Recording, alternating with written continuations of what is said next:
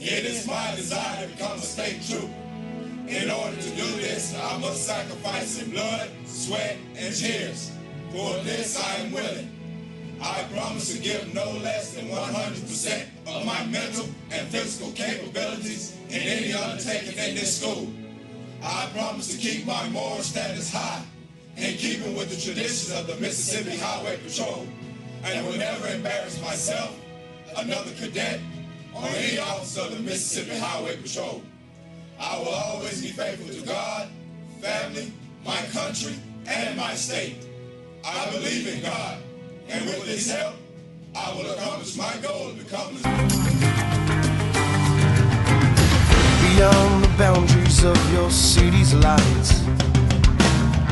Stand the heroes waiting for your cries. My name is Trooper Shon Jones. I'm from Fayette, Mississippi. I work for the Mississippi Highway Safety Patrol. I have been doing so for the last 18 years. I live here in Fayette, and I'm about to do an interview for my college student. How would you describe what you do? How would I describe what I do? What I do every day as a state trooper is serve and protect. We enforce traffic rules and regulations, traffic laws. We investigate traffic crashes. We also have an investigations bureau where I once was a part of. At this particular moment, I'm assigned to the Motor Carrier Safety Division, where we enforce federal traffic codes on commercial vehicles. We also do company audits to make sure they're in compliance with the Federal Motor Carrier Safety Act.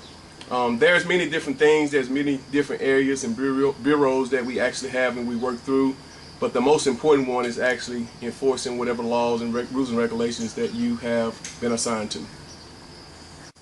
Next question, what's a typical work week look like for you? A typical work week consists of about 40 hours, and I work from 6 in the morning till 3 in the afternoon, Monday through Fridays. I've been blessed, I'm fortunate to have that shift. I have not always been assigned to day shift with weekends off. I can remember the times where I worked every other weekend for 8 years straight. So it's a sacrifice that you put in to getting those weekends and to getting those day shifts. But I think it's a good shift for veteran guys that's been there 18 years like myself, and it's a good thing. So how many counties do you patrol? Since I've been assigned to the Motor Carrier Division, we don't work counties anymore. I work through a federal grant that's called Motor Carrier, and I work out of Jackson. I live here in Fayette. We work through regions. The central region, which consists of Jackson back down to Fayette, from Fayette back down to Hattiesburg, is the region that I cover.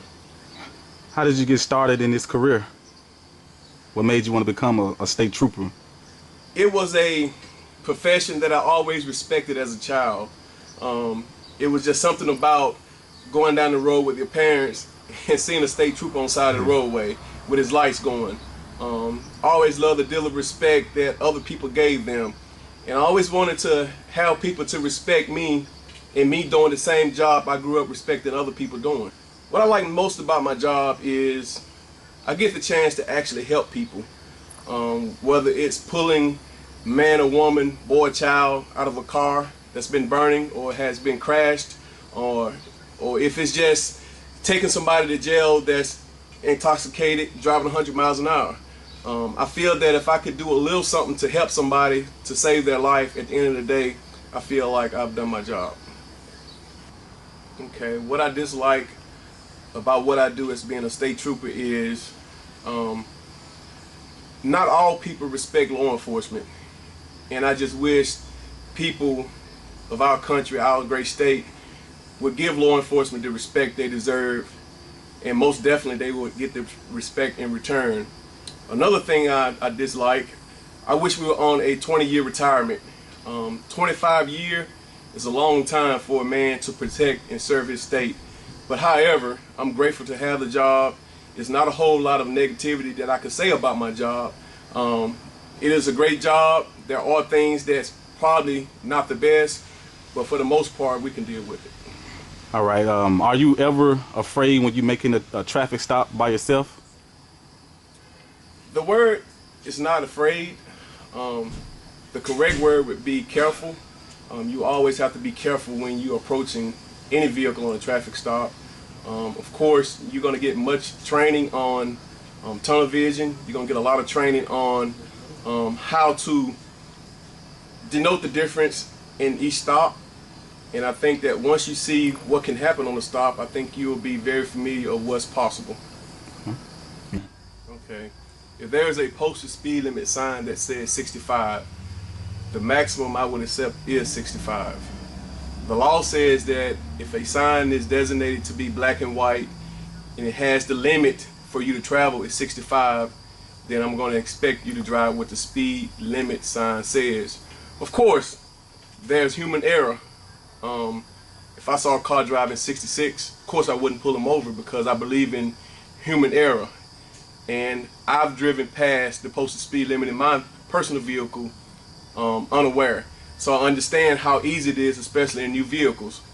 So I would say that if a person's a couple of miles an hour over the speed limit, of course I wouldn't pull them over because of that particular reason. But I wouldn't tell them that it's okay to drive past 65. All right. Can a trooper be pulled over by a county or a city cop? No. There are instances where it's very possible. The reason I said no is we're the chief law enforcement of the state. And the reason I say it's possible is because in every profession, every organization, every now and again you get a bad apple. And if you get a bad apple that does something that's bad enough, I think that they should be held accountable for their actions. Okay. Do troopers get tax breaks? Of course not. The state, we know you're familiar with sales tax. It is the way the tax is set up for state. And of course, when I go into the store and buy something, I'm not exempt because I work for the state. On the county and city level, paying taxes on your vehicle for its purchase and tags, you know, I have to pay the full amount. In my house, where I live, business, I have to pay tax like every other citizens. So no, there's no such thing as tax breaks just because you work for the state of Mississippi. Okay. Now I know a couple law enforcement officers or a sheriff or locally officers, you know, when they go into a place to eat, their meal are free. Are state trooper meals free in the state? Well, again, it depends on where you are and if they want to actually extend that courtesy. I have been to places where I had to pay, lots of them. As a professional in the state of Mississippi working for the state, no, we don't ask for meals. We don't ask for discounts. But we do receive courtesy, and I believe that if a person extends you courtesy, you should receive it in that same manner. But it's not mandatory that they give you food. It's not mandatory that you eat free. You're always prepared to pay for your food, and if they're gonna offer courtesy and give it to you, then that's quite welcome. All right. Okay. The state is set up on the Department of Finance and Administrations. You only get paid once a month. It's not a bad thing, I guess, if you are disciplined with money, which everyone needs to be. That's the advantage of getting paid once a month. You know how to stretch your money, you know how to balance your money, you know how to get things paid in a timely manner. So we get paid once a month. Most people coming in think it's a bad thing. Over a period of time, they tend to love it. What's the starting salary for a state trooper? Man, when I started back in 1999, the starting salary was $24,000 a year. It has grew tremendously since then. I think they're right at $40,000 approximately now a year starting out as a trooper. What is most rewarding about being a state trooper? What's most rewarding to me is the fact that I know that I have a career job. I can feed my family. I can take care of our necessities. I can keep a roof over my head. That's most rewarding to me, knowing that I got a career founded job where I can actually take care of family. Okay. What advice would you offer someone considering this career? The best advice I could give you is to know that if you don't love it, if you don't want to do it, if it's not in your heart, then don't do it. You're not going to get rich doing it. You're not going to become a celebrity doing it. The most important thing to me is knowing that if you got this job, you will have opportunities in life to advance your career in other places. I'm looking forward to retiring in the next 5 or 6 years. And I may even consider going into the trucking industry because I have so much knowledge, doing motor carrier commercial work, as a state trooper. There's things in this career that could help you the rest of your life if you understand how it works and understand how to treat people. All right, so you're saying that if you get in this career for money, that's the wrong reason to do it? That's the wrong reason. You're not going to get rich. You're not going to be able to buy the most expensive car, truck, the most expensive home. And if you're chasing the money, then you're probably going to get in trouble during the long run. No one has ever got rich before me. I didn't get rich. And sound advice for anybody coming behind me, you're not going to get rich either. What's the most misconception people have about law enforcement or a state trooper? It would have to be that you're mean because you give tickets. And that's anybody that that receive a ticket probably would think that you're mean. And that's not the reason why we issue tickets. We give citations for people that break the law, and hoping that when you receive this ticket for breaking the law, that it would discipline you not to do it again, hoping that this would save your life, someone else's life, or even some of your loved ones' life. I have after retirement. Man, once I retire, to be honest, for the first couple of years, I'm gonna try to just enjoy the fresh air, just to say, hey, I've retired, to let it sink in and kind of enjoy it for a moment. You just never know what lies in the future. Like I said, there's many other things that you could do throughout this career to set yourself up for a job after retirement. And there are some that I possibly would consider. I already have my own business or businesses. I work at a hardware store where I own. So maybe after retirement, I would probably devote most of my time, at my store. Not saying that I won't pursue another job or career, but it would be a year or two after retirement before I made that decision. Do you think you're gonna miss it? Most definitely. I grew up, like I said, wanting to become a state trooper. I love being a state trooper. Anything you love has been taken away from you, you're gonna miss it. I often think about now, how would I actually live day to day without being a state trooper?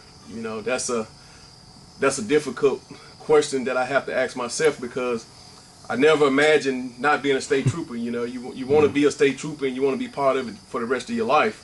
To actually be retired, not being able to put the uniform on, to see crimes that would occur, traffic violations you won't be able to actually correct.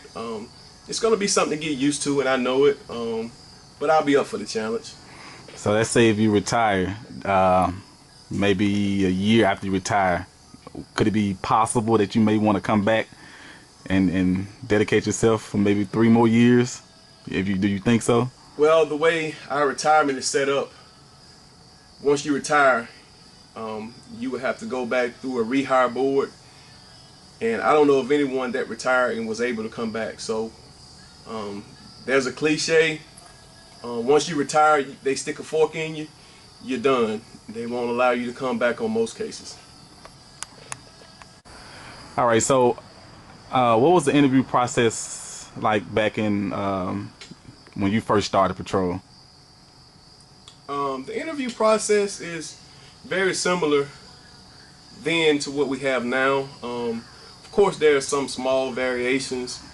I'm not involved in the interview process now. I once was, but now I'm not. So I'm not very familiar with everything they do. But we do have the standard IQ test. We still have the physical fitness. We still have the background check.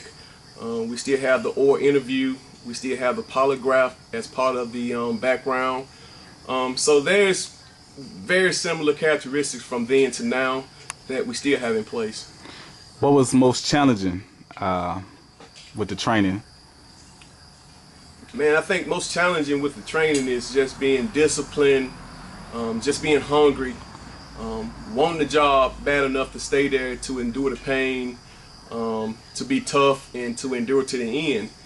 I always felt like if the guy is still to my right, or if it's a guy still to my left, then I would not leave.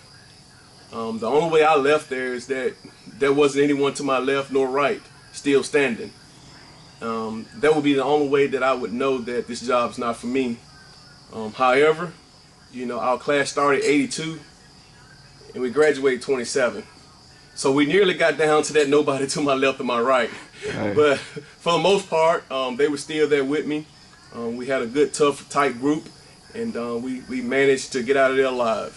Is it true that the first day or maybe the first week that you get absolutely no sleep? Man, there was many sleepless nights for me. Probably the first week or two, I don't think I slept a night. It was very challenging. But like I said, if it's something that you want to do, as a man especially, I don't think that nothing should separate you from accomplishing that goal. What about the curriculum? Was that difficult learning all the laws and the curriculum, math? Outside of physical fitness, man, we do a lot of classroom. You know, the physical fitness, you know, was after hours per se. And before hours, you get up 4, 5 o'clock in the morning, you PT, you shower, you go to breakfast, and then you'll go to a normal cadet life where you go to class and you learn. 4 or 5 o'clock, you'll go eat, you change clothes and you'll PT, Lord knows, most of the night. So there wasn't a lot of downtime. The curriculum for classroom was very challenging because not only did you have to learn and stay up to speed with your grades, but you had to do that with that physical fitness hanging over your head day in and day out. You know, that what made it so much more different. Classroom itself is fine. It's great. You should want to learn. But when you didn't get any sleep the night before, and the night before that, now you got to sit in class and take notes and remember what the constitutional law says about certain laws, and being able to comprehend and pass tests behind that, that was the most challenging. So, what did the test consist of? I mean, was it multiple choice or was it all written? Most of our tests was written in the written form. For example, accident investigation. You know, you have to actually write down the information in the correct form.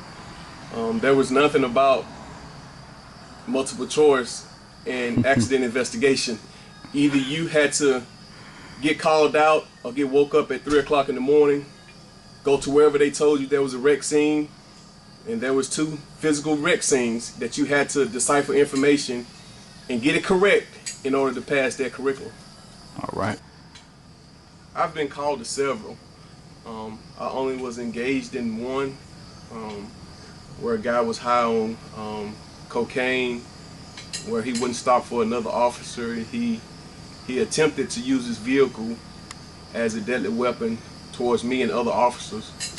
That was the only time I actually had to, you know, use my weapon and discharge it. Okay. As a part of the training, I know that you have to learn the laws and regulation. But as far as being assigned to different counties, is it mandatory that you know the roads and you know exactly where you're going, or do you rely on GPS? No, we don't use GPSs. You have a pretty good curriculum set up in your FTO phase, and that's the first 16 weeks after training. Once you've received the job, it's like on-the-job training. You'll be assigned with a senior officer, and that's his job. That's a responsibility to teach you all the roads in your county. Trust me, after about 4 months of riding the roads with a veteran officer, actually catching calls, responding to calls in your county, about 4 months you'll be pretty familiar with how the roads are set up. And going back to training, when you finish accident investigation, they're going to tell you how the roads are set up in the state, how the odd numbers run north and south. Most cases, east and west would be even numbers, and how the interstate runs, how state highway runs, how two-lane highway run, and also the natural trace. So all of that in the back of your mind from training, and you actually getting into the field doing it, it'll make your job a lot easier. What was the worst accident that you can think of or remember that you ever been called to?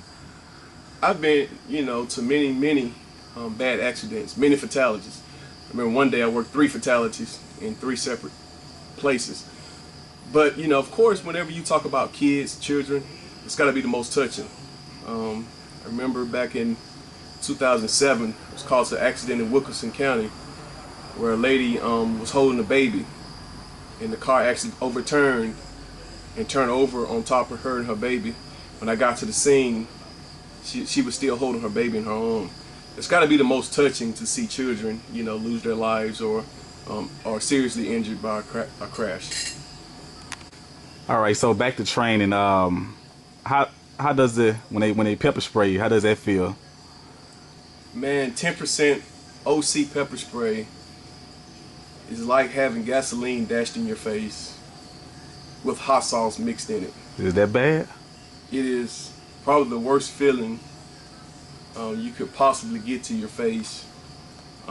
It burns, it irritates, and there's no solution for making it feel better. Most people tend to dash water, where OC is a oil-based substance. Yeah. And water does not dilute it. It's only gonna make it worse. And the only thing that's gonna help it is just standing there taking it, letting it burn for an hour or so until it completely wears itself off. Even a couple of nights after, when you get in the shower, you're gonna forget about it and want to wash your face. That'll probably be the week that you probably wouldn't wash your face. It's probably that bad. What about the gas chamber? The gas chamber, it's part of training. The only thing about gas training, you'll learn how to operate your protective mask. When you get into training, you will know how to use it. It'll be a tool that you'll have with you all the time. You'll have your mask on, you'll go into the gas chamber, you'll take it off. And the reason being, if something happens while you're in the heat of battle or at a riot situation and you lost your mask or it came off while you were trying to apprehend, you wouldn't panic. You would know how to regain access and control of your protective mask, your gas mask, and you would know how to put it back on and reseal it where you could continue into battle. All right. I understand that in Mississippi how we have one of the toughest training academies, but at which point or if do they start letting up, taking it easy on you? I mean, is it when everybody starts to drop out or that 4th month? To be honest with you, there's no such thing as lightening up. It only gets worse. But it's only for a set period of time. That's what you got to look at. There's not going to be a week where you go there and have anything easy. And it only prepares you for everyday life on the highway. You don't take one day off and think it's going to be easy. Just that moment when you let your guard down thinking it's going to be an easy day, that's when someone pull up and try to take your life. So there's no such thing as taking a day off in training. If you had to do it all over again, could you go through that process again? I could. Like I stated, I love what I do. When you love what you do, when you grew up respecting people that done this job, there's no doubt in my mind that I wouldn't do it again to become a Mississippi State Trooper. Leading up to graduation, you got a week left of the training academy. Was it possible for you to just stay focused? I mean, I know you was itching to graduate, so what was the most difficult or the enjoyable part of that ordeal? Yeah, it's exciting to know that, hey, all of my work is about to pay off. But at the same time, they require discipline. You don't let your guards down just because you graduate next week. You don't let your guards down just because it's 2 o'clock and you get off at 3 o'clock in the afternoon. You treat every day in training like you would out on the road. You take every moment seriously, and you treat it with all the respect and dignity you have. All right, and after graduation, how long does the field training last? It's normally anywhere from 10 to 16 weeks. My particular class, we had 16 weeks of FTO. All right. Last question is there anything else you would like to touch on? Give me some advice in the near future. Our motto is virtue at arms, courtesy, service, and safety. If I had to tell you something to encourage you, is that this is probably the best job you could ever have, being a Mississippi State Trooper. And I think from your character, the way you position yourself in interest in being in a state trooper, I think you would make a great one. There's no easy day in training. There's no easy day as being a state trooper. You take one day at a time, but at the end of the day, your ultimate goal is to go home to your family. And if you're fortunate enough to become a Mississippi trooper, if you live by that motto, you live every day, you go to work every day to go home to your family, I think you'll do good. I'll be right here. Citizen soldiers holding the